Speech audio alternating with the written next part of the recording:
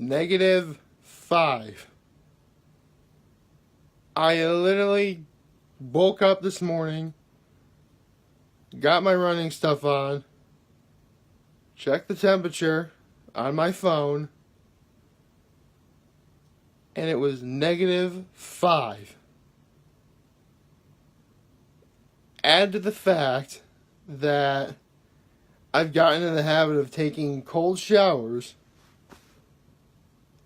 I need to ask myself the question, how am I not dead of hypothermia?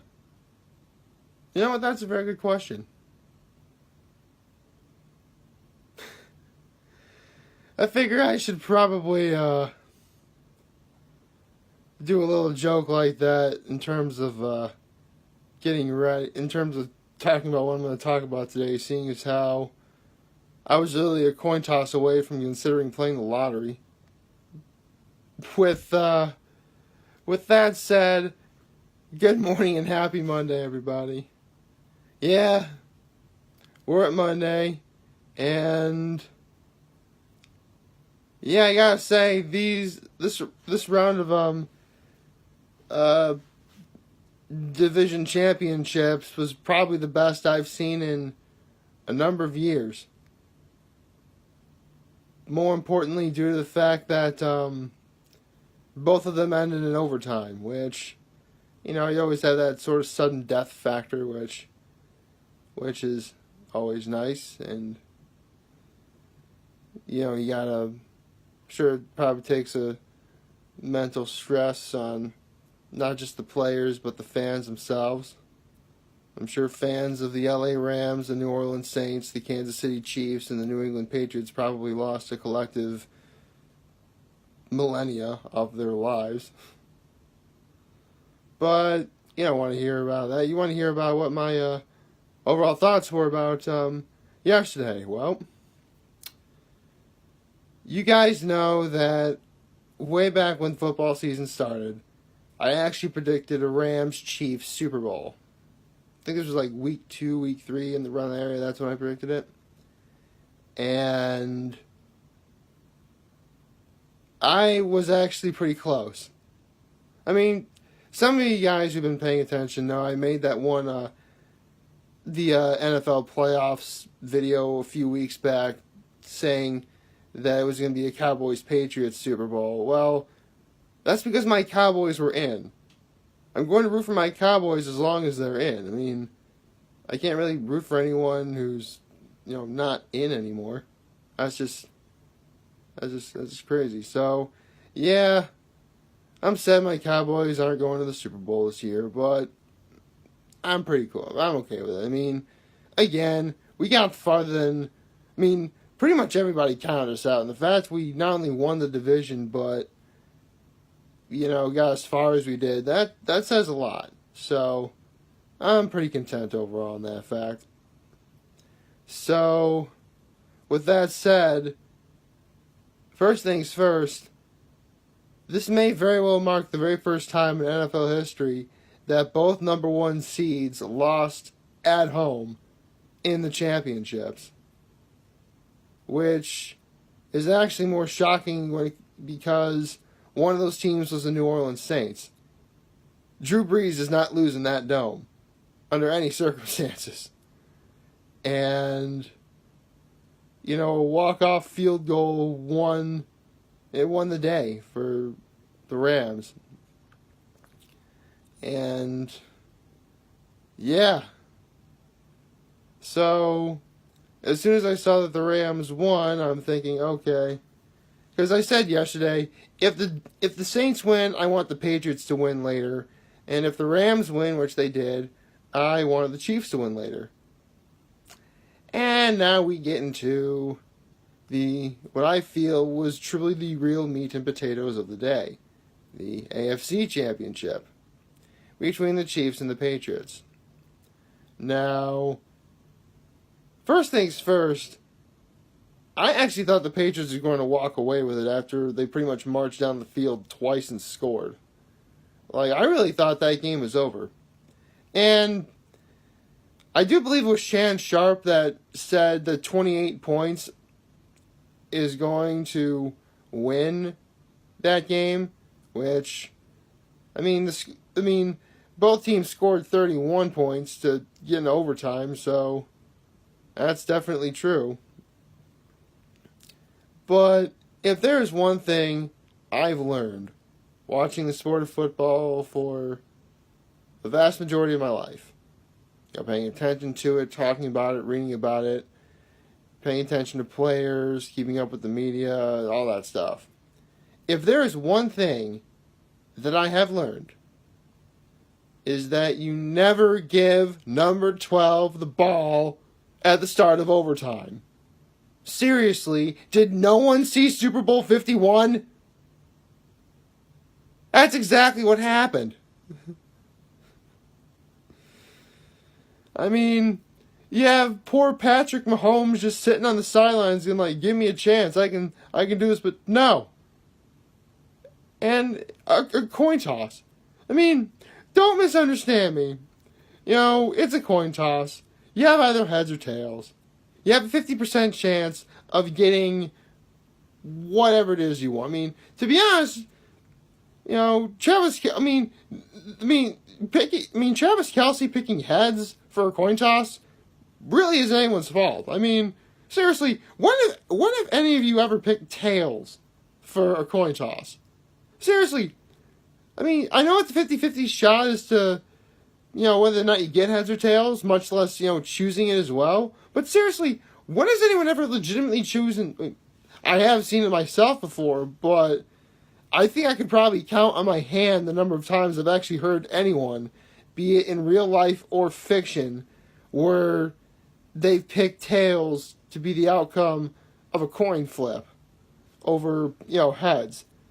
And again, you do a coin toss, 50%, it's likely that 50% of the time you're going to get heads, and 50% of the time, you get tails.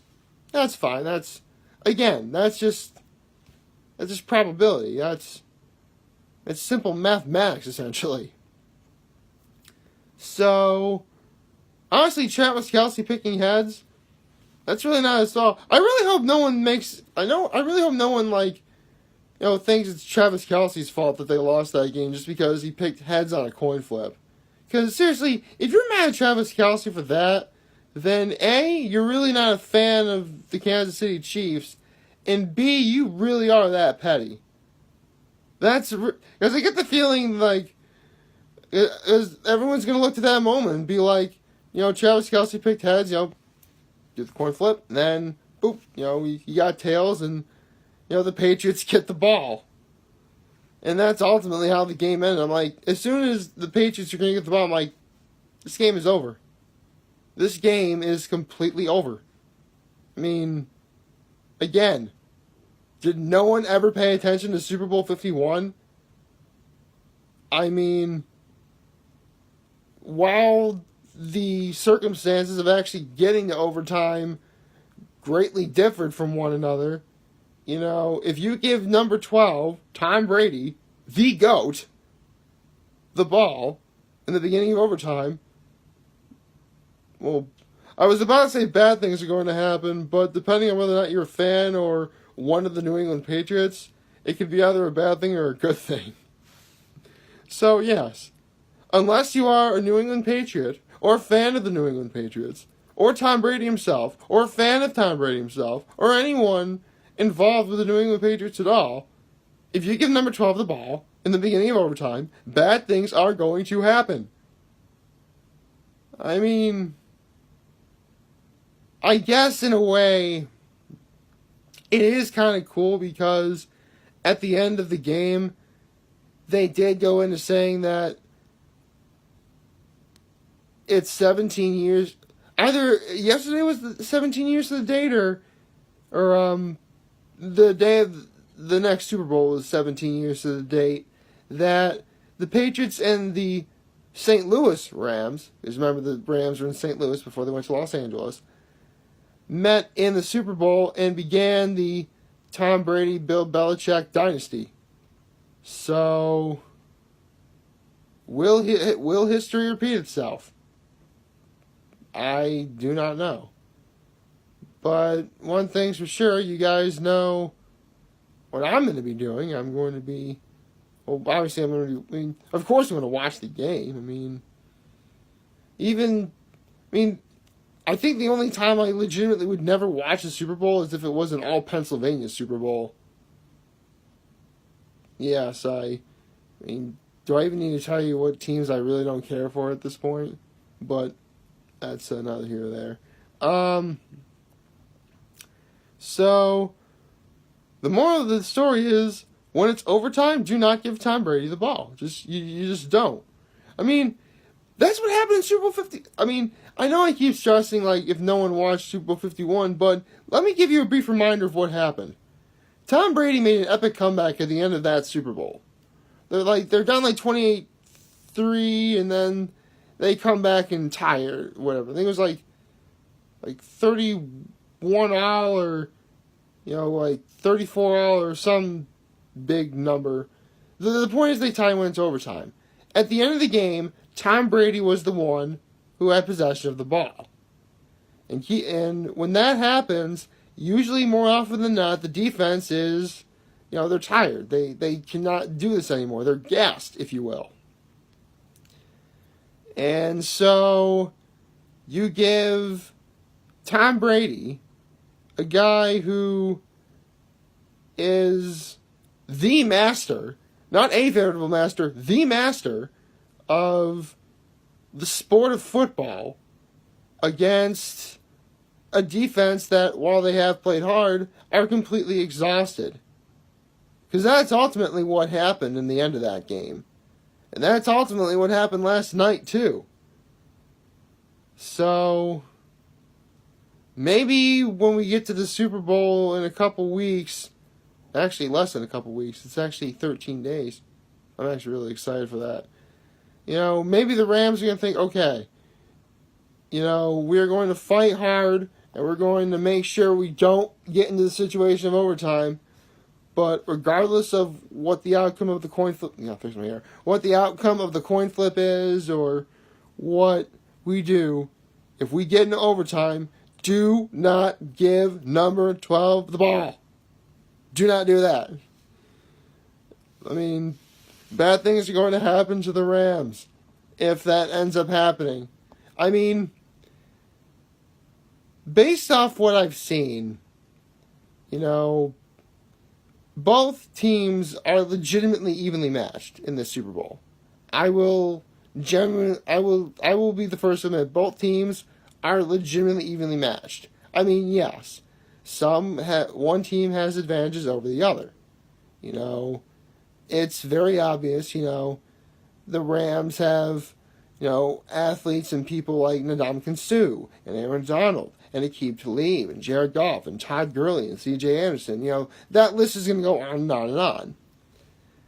And every single one of those players is a great athlete in their own right. What can I say? When you've spent $200 million trying to build up a team, you better hope they deliver, and boy did they deliver. They did. And it's no surprise that I'm saying this, but Los Angeles, they got a pretty good group of guys. Big, strong group of guys. The one thing the Patriots definitely do have over the Rams is Tom Brady and Bill Belichick are just much smarter than Jared Goff and Sean McVay. That just goes without saying. And it actually brings up a point I had about how bad times were for me back at Horseheads. There were two people that I could not possibly stand who were both older than I was. And they were both jerks to me in a lot of ways. One was definitely stronger than the other and more dangerous. But the other one, who wasn't as strong, was actually a lot smarter than the other one. And I always felt that intelligence plays just as big of a factor in the outcome of anything as just brute strength and skill. So, needless to say, the Super Bowl is going to be a pretty big, pretty good one. And you guys know what I'm going to be doing during that time, and Even though it's very likely that your team didn't make it into the Super Bowl, maybe you'll find something to enjoy. I know I will. So, yeah, that's about all I gotta say for right now. So, like, favorite, share, and hit that subscribe button. I could really use the support on YouTube. Follow me on the social media platforms, YouTube, Facebook, Instagram, Twitter, and Tumblr. And as always, I am very humbled I made this video for all of you guys to watch and enjoy for today. I'm hopeful that we all have a wonderful Monday. And remember, if you guys ever want to talk or chat, I'm always going to be here to lend an ear. And I'll always have your back. And take care. And before I forget, happy Martin Luther King Jr. Day. It's actually kind of funny, because the roads are still pretty bad, and I'm thinking the kids are probably going to have like a 2-hour day. I'm like, wait, it's Martin Luther King Jr. Day. They don't have school today. So, if you're a kid and you're watching this, enjoy your day off. Take care, everybody.